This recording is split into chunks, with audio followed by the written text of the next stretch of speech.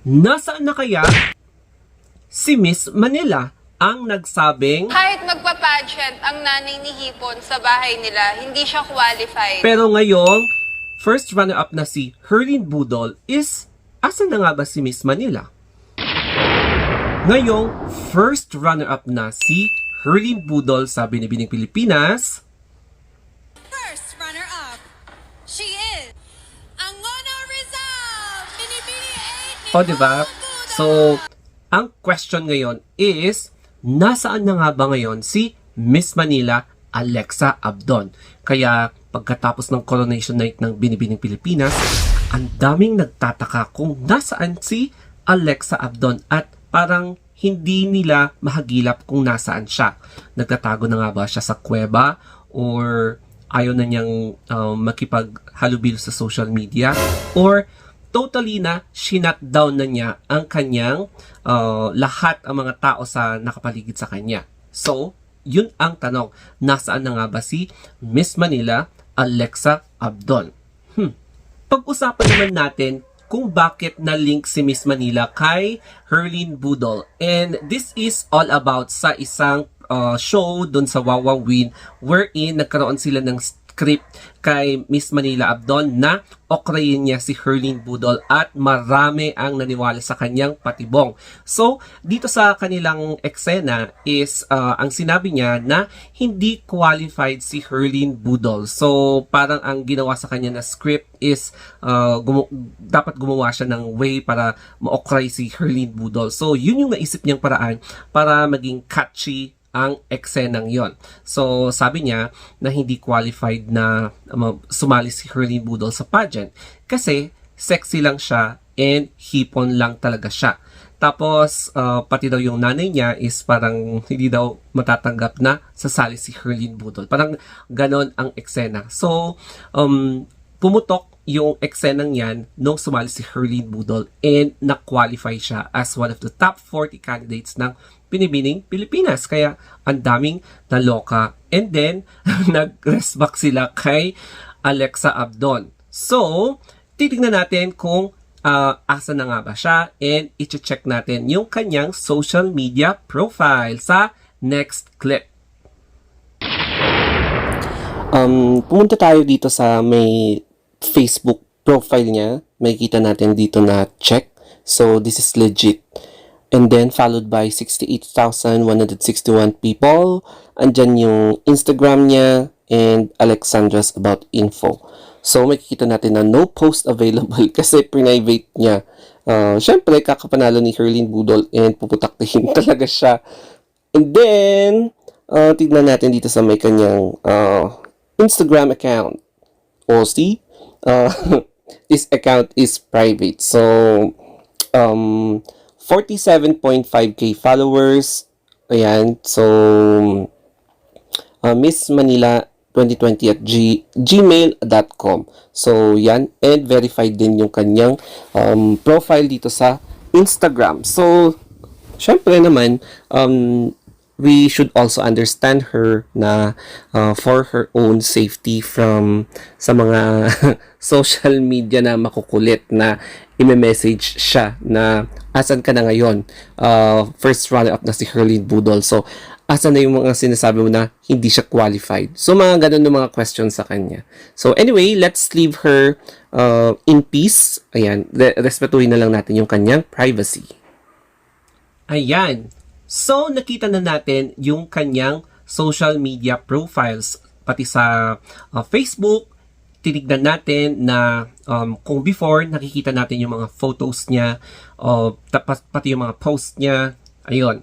Pero ngayon, wala, as in naka-private na yung account niya, pero hindi naman siya lock, pero naka-private siya. So, ayun, parang naka-close na siya. And yes, I understand na she is also protecting herself from various na rabid fans or rabid fans na alam mo yon, nagpaniwala sa patibong doon sa segment na yon. And then nung tinignan natin yung sa IG story, yung sa Instagram niya is totally naka-lock siya. Active yung account niya pero hindi siya ganong open. Hindi siya open for public. So, open lang sa mga friends niya or sa mga nakafollow sa kanya or pina-follow niya at nakafollow sa kanya. So, we should respect her privacy. Syempre, private space niya yan. And hindi na tayo naghalongkat pa. So, ayan ang kanyang personal space. And syempre, tahimik lang siya. Wala siyang ginagawa. Wala siyang ginagawang masama.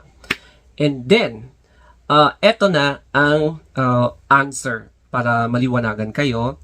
If friends ba sila ni Herlin Budol or hindi? Ang sagot niyan is yes. Friends sila. Merong vlog si Herlin Budol na kung saan pumunta siya sa bahay ni Alexa Abdon sa Manila.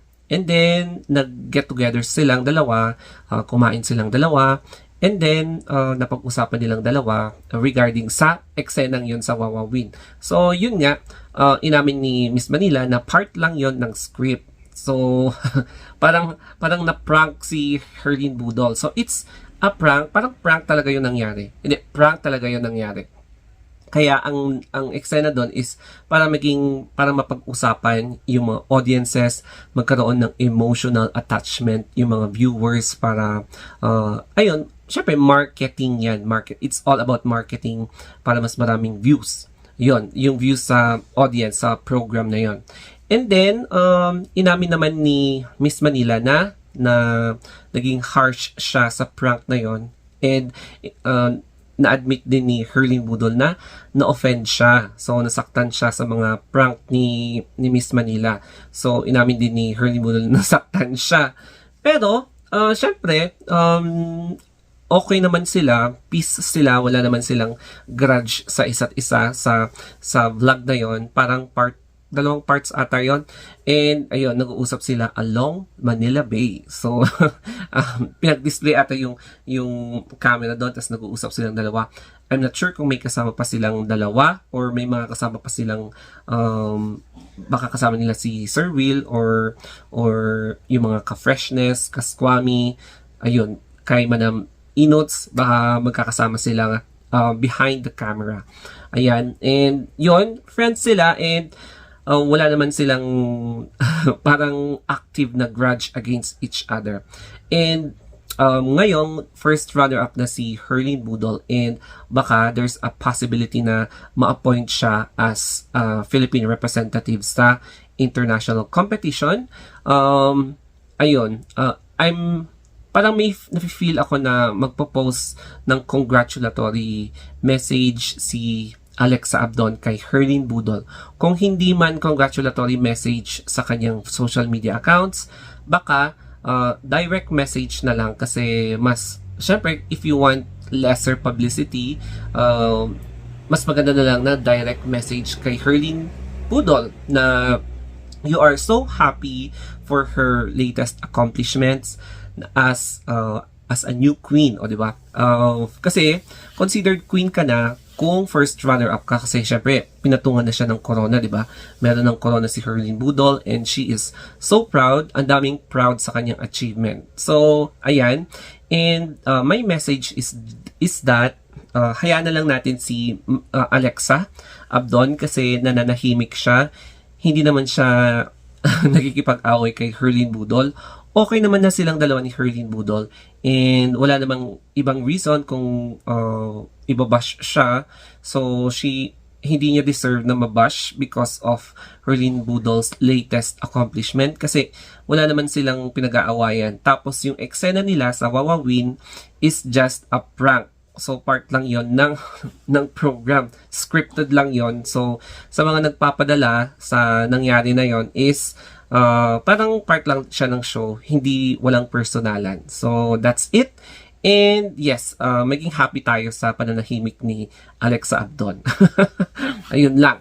And yes, once again, congratulations kay Herlin Budol. It's because, alam mo yon, the girl, parang na unconventional girl na galing sa humble beginning, na comedian, tapos very squammy ang personality, naging first runner-up sa Binibini Pilipinas, o di ba?